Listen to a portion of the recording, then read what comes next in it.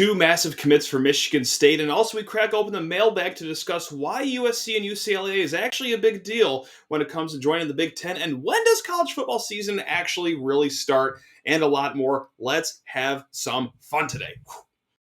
Are Locked On Spartans, your daily podcast on the Michigan State Spartans, part of the Locked On Podcast Network, your team every day.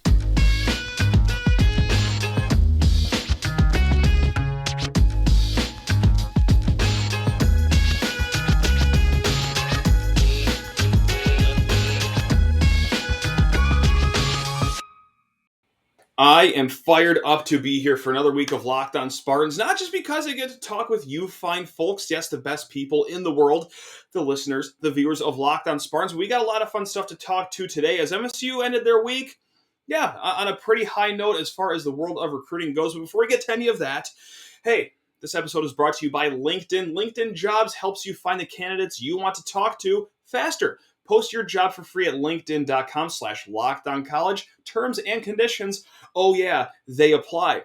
Also, hey, once again, thank you for making Locked On Spartans your first listen or first watch every single day. Kind of. In July, yes, we do this 3 days a week. We do it Monday, Tuesday, Thursday. But once August rolls around, that's right, we're back to 5 days a week. So smash that subscribe button, smash the... I guess you can't smash a review button, but hey, just leave a review, leave a comment, all that fun stuff, whether you watch on YouTube, listen to the podcast. Thanks again. Really do appreciate your support. And also, hey, hit us up, lockedonspartans@gmail.com. So now that the boring housekeeping is out of the way, let's get to the fun stuff, shall we? Because my goodness gracious, gee willikers, boy howdy, did Michigan State end their week on a high note as far as football goes. The 2023 class got pretty good. That got pretty good. We alluded to it kind of last week. That defensive end out of Oklahoma, the number one rated kid out of the state of Oklahoma, Bai Jobe, was going to be announcing his commitment on Thursday. And then on Friday, in state, the lovely state of Michigan, Cole Dellinger, offensive lineman, was going to announce his commitment too. Okay. Our Michigan State Spartans went 2 for 2 on those commitments, landing Bai Jobe on Thursday, landing Cole Dellinger on Friday. So let's just talk about these two kids, shall we?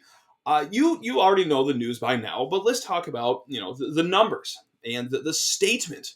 That's right, the statement that this makes for Michigan State as well, because Bai Jobe, he picks Michigan State over, small programs like Alabama, Oklahoma, Miami as well. And actually, this next part isn't a joke. Vanderbilt made a late run for him as well. I don't know how that happens. But anyway, Bai Jobe commits to Michigan State over Alabama and Oklahoma. Those are his 3 finalists when you add in our Spartans. And now he is the highest rated commit of the Mel Tucker era, and the highest rated defensive line commit since 2014 when Malik McDowell committed to Michigan State. Yes, this is the biggest defensive line commit in 8 years.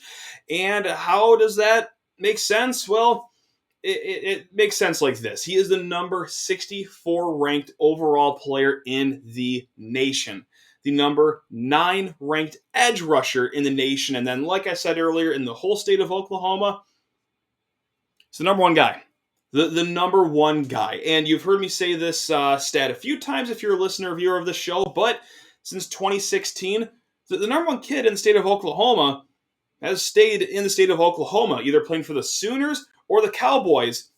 That's happened every year since 2016 except one other year, and now twice since 2016, because not only Tuck coming, but Brandon Jordan is coming, Marco Coleman is coming, and this is a statement commit for this staff. Brandon Jordan gets hired for the pass rush specialist at Michigan State, and within 15 seconds, he gets a commit from Andrew DePape, a top 200 rated player in the country, defensive end.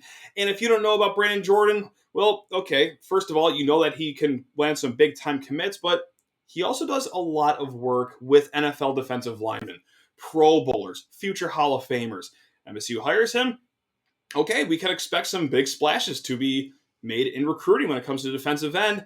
That's your second major home run right there in Bai Jobe. So yes, if there was anyone that doubted that the Brandon Jordan hire wasn't a good hire or a great hire, which you could probably count those people on one hand, but this is just further iteration that Mel Tucker made a great hire in the offseason with Brandon Jordan, because you are getting Bai Jobe, who is a 6'4" kid, 215 pounds, straight out of Senegal. Yes, by way of Oklahoma, of course. 6'4", 215 pounds. So right there, I mean, 215's on the lighter side. But you get in that Michigan State, that newly revamped strength and conditioning program, you can see this kid adding maybe 20, if not 25, dare I say 30 pounds right off the bat, if not in the first 2 years at Michigan State, to make him this really physically dominant player. And that's the thing, too, is like I said, he's from Senegal. Not a lot of American football being played in the country of Senegal, but he comes here, only plays for about 3 years, and he's already rated as a top 100 player in the country. So here you have a guy that has room to add 25-ish more pounds of muscle. He's kind of still newish to the game of football, and he's already rated in the top 100. Look, between Michigan State's strength and conditioning program and the coaching that he will get from Brandon Jordan, from Marco Coleman, Kevin Vickerson, like that, this has potential to be an all-time commit right here. Not to get ahead of myself, but let me just get way ahead of myself. This is a kid that is already established, but yet a project at the same time. So this is a very exciting guy right here. And listen, obviously he's good at defensive end as well. And yeah, okay, sure, he's a great athlete. He's a top 100 rated kid. What else does he do? The thing that cracks me up the most is that he returns kicks for his high school team. Just imagine any defensive end ever returning kicks for a high school team. So, listen, this kid's fast, great first step, and it's only going to get better. It's only going to get better for him as well. So right now, who else is out there for defensive line commits? We have David Hicks. He is a top 5 kid in the country. There's no decision date for him. Terrence Green will be announcing on July 30th at the end of this month. We also have Amari Washington. And then Jalen Thompson out of Detroit, but he did not take his official visit to Michigan State at the end of the month like a lot of people thought he would. So I don't know if MSU is still on the table there, but regardless, things are shaping up okay for defensive line. Let's go to the offensive line. Let's go to Friday's fun news as Cole Dellinger out of Clarkston, Michigan. He picks our Spartans over Purdue and LSU. And the LSU portion of that's very fun because, yeah, not only is LSU a very good team, they have Brian Kelly down there and his family. He brought his family down to LSU to go coach there. And, yeah, that causes, shockwaves, too, throughout the college football world. But Cole Dellinger's older brother, Garrett Dellinger, plays for the Tigers right now. So you would maybe think that, okay, he's just going to follow his brother down to Baton Rouge. How could that be a bad decision? Well, it's not the decision he made, because he made the even better decision of coming to East Lansing, playing for Coach Cap, playing for Mel Tucker, and joining MSU's 2023 class as another 4-star on this offensive line. Overall, let's go through the 24/7 numbers. He is rated as the number 331st player overall in the country. For interior offensive linemen, he's rated 16, so we have a top 20 interior offensive lineman. And in the great state of Michigan, the number 5 ranked player overall in the state. He joins 4-star Clay Whedon out of Florida. He joins 3-star Jonathan Slack out of Detroit. And right there, you have 3 great offensive line prospects. This is fantastic. I'm having a great time right now. So yes, this is sweet. This is awesome. So we got 2 solid 4-star commits back-to-back days, Thursday, Friday. I'm going to slam the brakes. Right now, really quick. I don't want to harp on this too much because, hey, we're trying to start our week on a good note, but there's some other recruiting news that we have to get to, and I talked about it. People have talked about it, tweeted about it, however you want to describe it, but it was long understood that, you remember Elliott Washington? We talked about him a little bit. He was committed to Alabama, borderline top 100 player in the country. He's a safety. He decommits from Alabama, and a lot of smoke is around him coming to Michigan State. He visits. He does everything that you'd want the kid to do, and all systems were go for Elliott Washington committed to Michigan State. And in the fun, fickle world of recruiting, he out of nowhere commits to Penn State.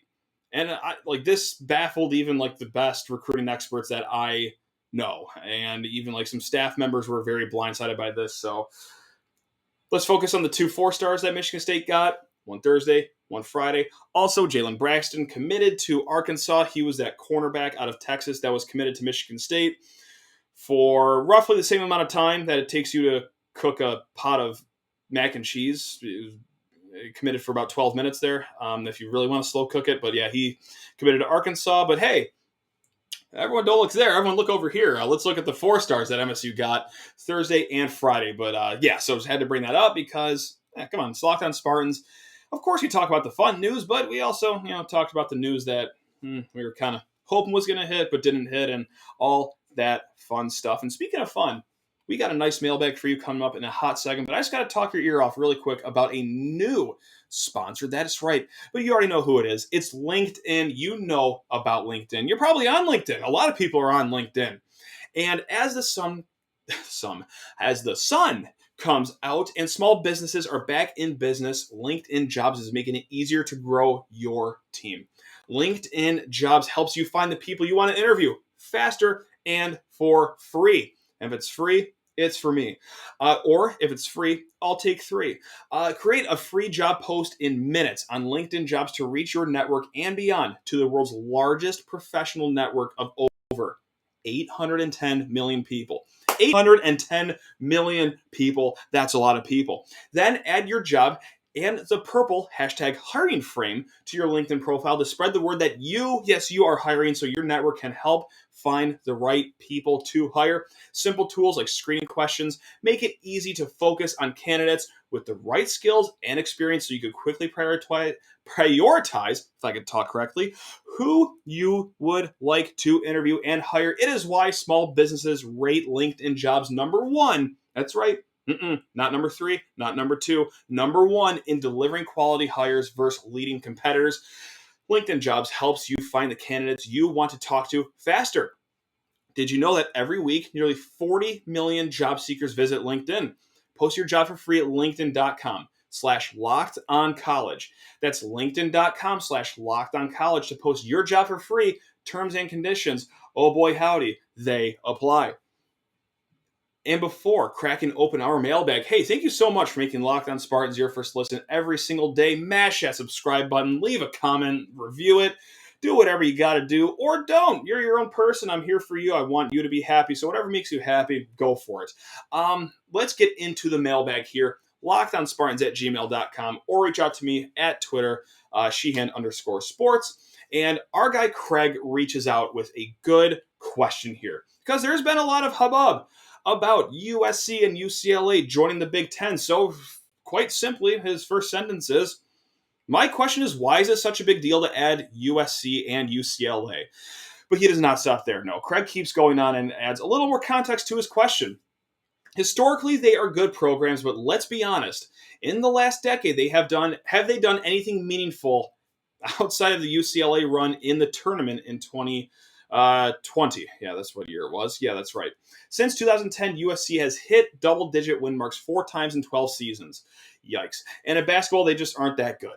Since 2010, UCLA has hit double-digit wins 2 times in 12 seasons. Great job, Chip Kelly. And in basketball, they have been fairly good, even making that Final Four run 2 seasons ago. So is it something to really get that excited over, or is it so the money and recruiting purposes for the teams here in the Midwest? Let's break that down. That is a great question because there is a lot of people excited about this. Yeah, I'm kind of on that fence. I'm pretty excited about it. Do I love seeing this big change in college football? No. But let's get to that answer right now. This is why I'm kind of excited about it. It's a few reasons. And one, let's just start with perception right now. Let's just start with the whole perception of the Big Ten. It's the 2 biggest brand names you can get out of the Pac-12. And even though there is no success worth writing home about in the last decade, like Craig points out, except that UCLA Final Four run, let's not knock that. They've run that. That's good. But beyond that, what have you done? Like, what have you done? Well, this is what you've done even before that. Is at this point, these are two old money brands right here. You got your new money teams. Hey, Michigan State could be, talked about as a new money team. That's a different debate for a different time. But look, it's kind of like Texas and Oklahoma going to the SEC. And different in the way that Oklahoma has made the college football playoff, whatever, but more so for the Texas point of view. Since Vince Young was running wild in Pasadena, what has Texas done? Jack Diddley earned. But yet they're still one of the biggest brand names, if not the biggest, in college football. This is what USC and UCLA were to the Pac-12. And this is also what is the big deal here, is that getting those two teams from the Pac-12 represents a seismic shift in college sports. But best of all for us Big Ten fans, best of us for us Michigan State fans, we're part of a conference that got them. We are not a fan of a Pac-12 team. We're not. Let's just say we're Oregon State fans or something like that, or Arizona Wildcat fans. We're just watching our conference just get pillaged. Like that. That's not good. No, it's a big deal for us fans of Big Ten teams because we're a conference that's going to stick around. We are going to be one of the big boys here when, or if, most likely when, this goes to a mega conference sort of thing where, you have the SEC, you have the Big Ten, and then whatever happens elsewhere, the ACC and Pac-12 joining an alliance, the Big 12 ballooning up to 36 teams. I don't know what's going to happen, but all I do know is that the Big Ten is in a very healthy place, and this is a move that kind of signifies that as well. Another reason this is big, and Craig alluded to this as well, is not a lot has happened recently for these teams, especially USC basketball. Andy Enfield, he has USC spicy on the court at times, but not really. UCLA, obviously a storied tradition in basketball, recent good teams as well.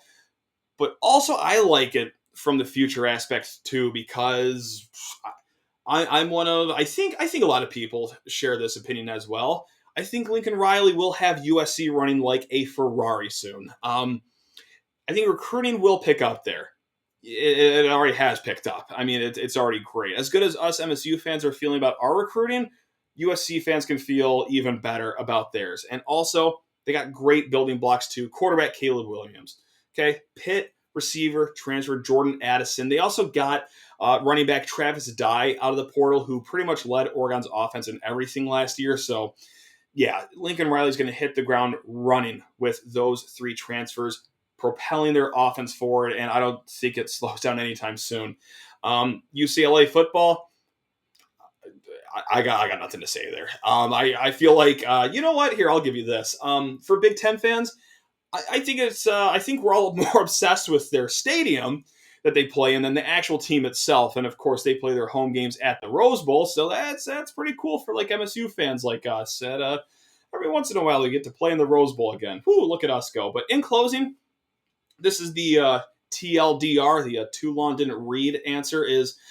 It's a conference victory, so to speak, and you're not that conference that's losing teams or a conference that's just kind of sitting around on their hands doing nothing. I mean, you are a fan of a team in a conference that is being active, that understands it is inevitable that college sports is changing, and you are changing for the better as a conference. You're getting two good brand names, and also football could be fun. Football could be fun, and hey, if you are fortunate enough to be a traveling fan sometimes, I can name a lot of worse road trip destinations than sunny Southern California, especially in the fall when it starts to get absolutely positively miserable up here. So yeah, that's kind of why I think it's a big deal. Of course, you got the whole, they're great academic schools, their research is great, but I don't care about that. Please, come on.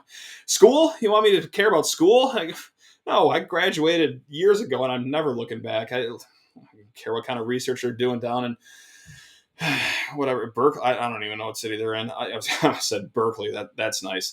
That lets you know how tuned in I am to the academics down in Southern California. So another question here. This is a quick one we'll get to. This is from the best Twitter account of all time, Chief of Michigan State Propaganda. That's right. He is Odell Brethem Jr. He simply asks, when does football season officially start in your mind?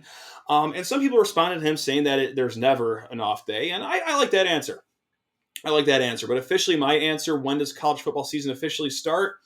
For me, it's like August 1st.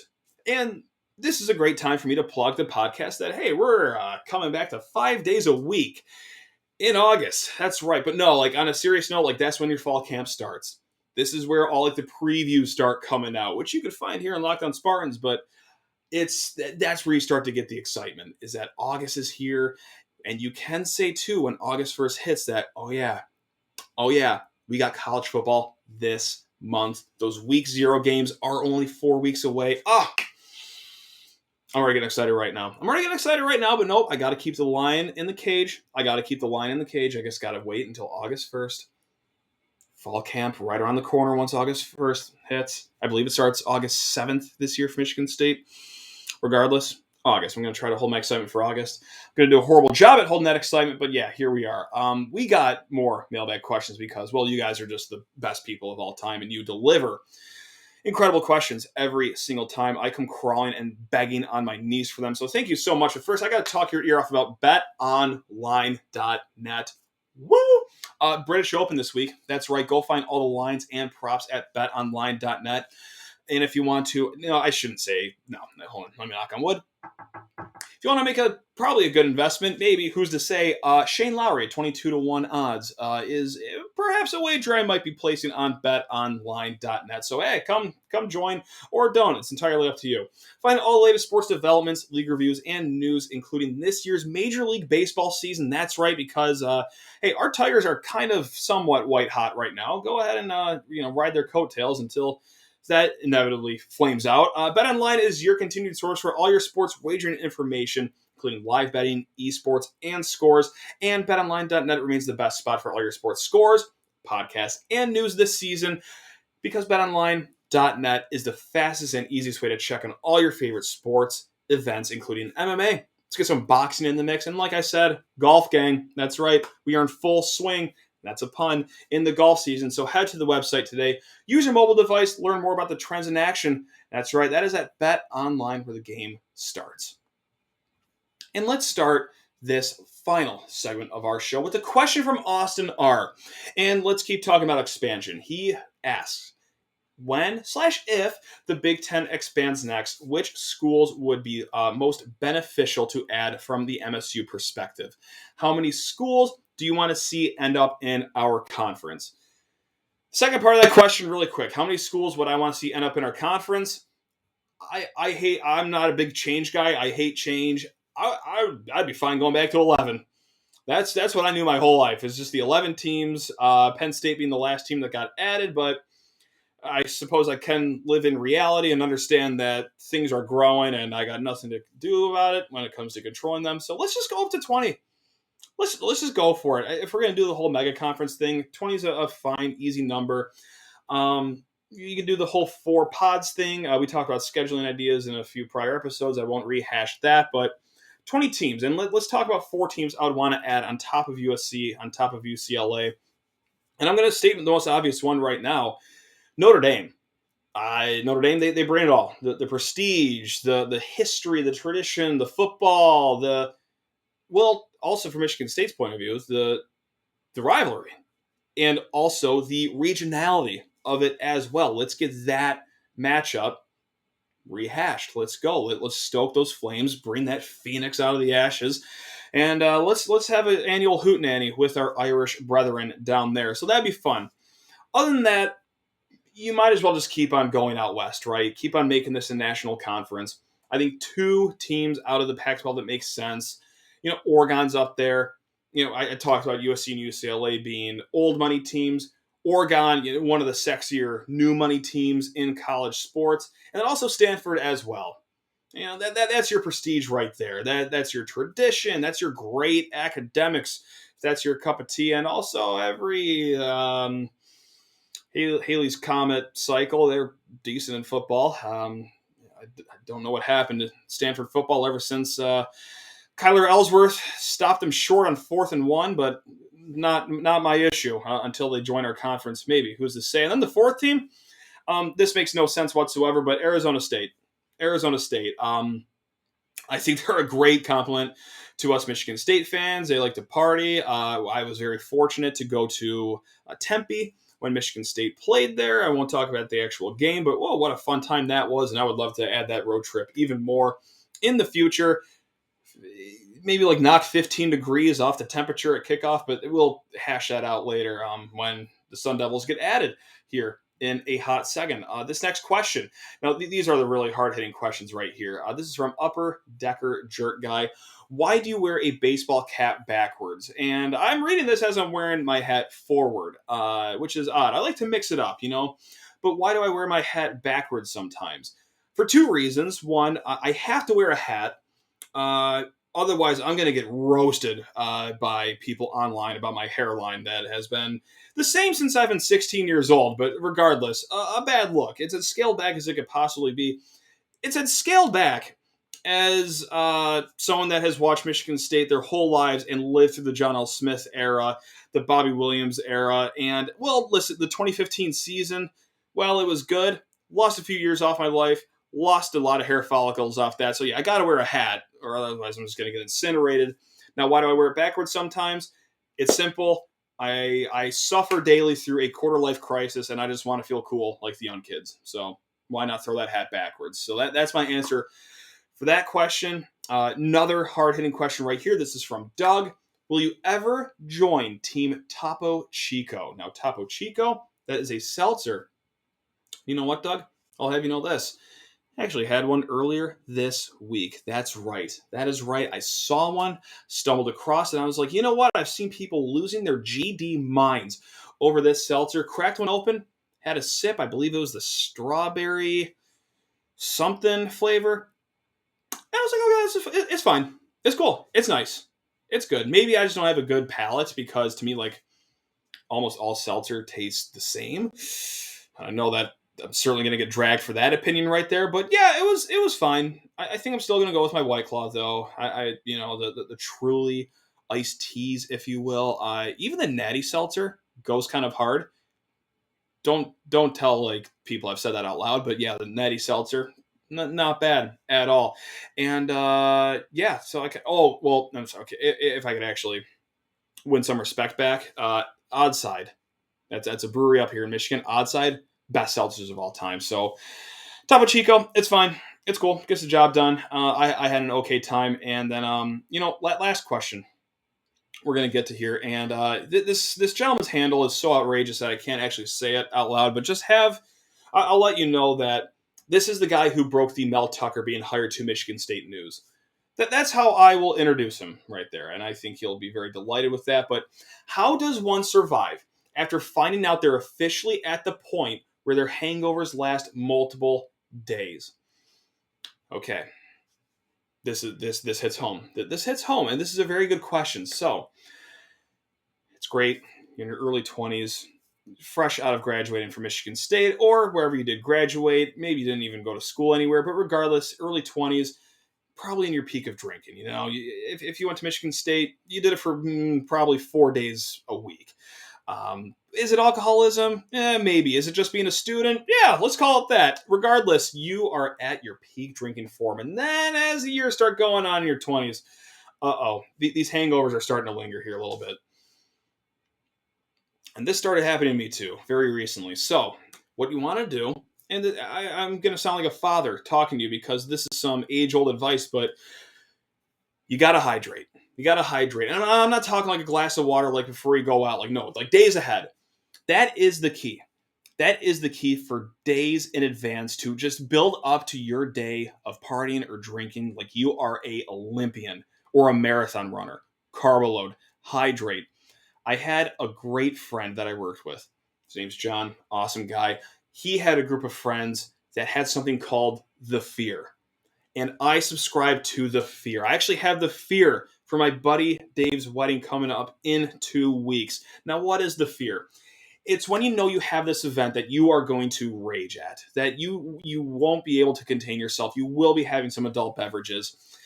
But that fear is the anxiety that you feel a few days, a few weeks, if not a few months before that event, because you know that Anything can happen that night, but even worse, the hangover the next day is going to make you feel like a piece of garbage. But that also works to help you. You got to channel that fear into productivity of taking care of yourself beforehand, throwing down as much water as possible, Gatorade, food, having a support system. Let people know that you are going crazy. It's just so they have your back. And also here is the like a really good key. You have to make sure you have food back at your house too. You have to make sure you have food back at your house. Let's say you're in the Uber, you're like, hey, can you pull over that Taco Bell? That Uber could say no. Or that Taco Bell could be closed. That McDonald's could be shut down and you didn't even know it. You got to have food at your disposal. So yes, that's it right there. It's all basic stuff, but I cannot explain how early now you have to prep for these days. By next week, I will be starting my September 2nd prep for MSU versus Broncos. Let that be known because I don't want to wake up crying September 3rd. And if I don't start preparing now, it could very well be the case.